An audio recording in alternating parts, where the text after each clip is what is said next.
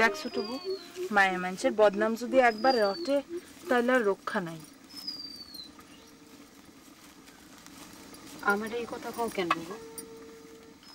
তুই লালুরে কইতে পারস না ওর দোস্তরে যেন কয় এই বাড়িতে না আহে? দোস্ত তার, আমি কই কেমনে? তুমি কও। আমি একবার ভাবছিলাম মনে মনে কমু, কিন্তু বিশ্বাস করো বাবু, আমি তারে আইতে কই নাই। মাইজ যাবো সুর করে গান ধরে, কয়দিন পরে পাড়া প্রতিবেশী কিচ্ছা বানাইব। আমার কি দোষ?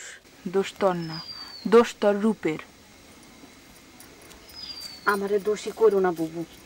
নিজের সামলানোর দায়িত্ব মায়া মানুষের নিজের।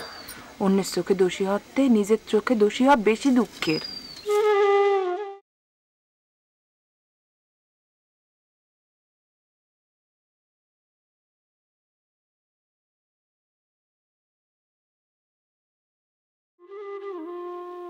এই দেখ, এক জোড়া লুঙ্গি কিনলাম, বাহারি লুঙ্গি।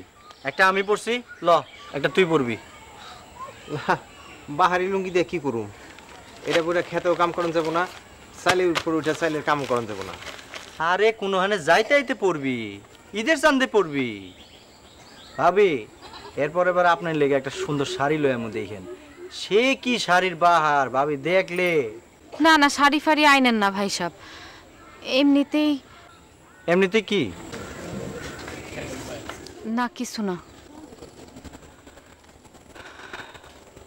ভাবি খুব খিচুড়ি খাইতে ইচ্ছা করতেছে, খিচুড়ি রাঁধতে পারেন? পারি। আচ্ছা থাক, আজ না, বাজার থেকে একটা ইলিশ আনলে পারতাম। কাল লয় মনে, কাল ইলিশ দিয়া আপনার খিচুড়ি খামু, বুঝছেন? ভাবি আমার এক কিলি পান খাওয়ান না, খাওয়া জায়গা। আমরা হইলাম গরিব মানুষ, ওই চেয়ারম্যানের পোলারের বাড়িতে আইতে না কর, নুন দিয়া ভাত খাই, ওগুলোকে আমাদের কি দরকার? আপনি মুরব্বী মানুষ, আপনি হেরে না করতে পারেন না? কি এর মুরব্বী?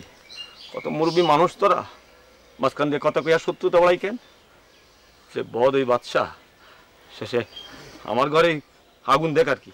ঘরে তো তোমার আগুন জ্বলা শুরু হইতেছে ছোট মিয়া, তুমি মনে হয় দেখতে পাও না?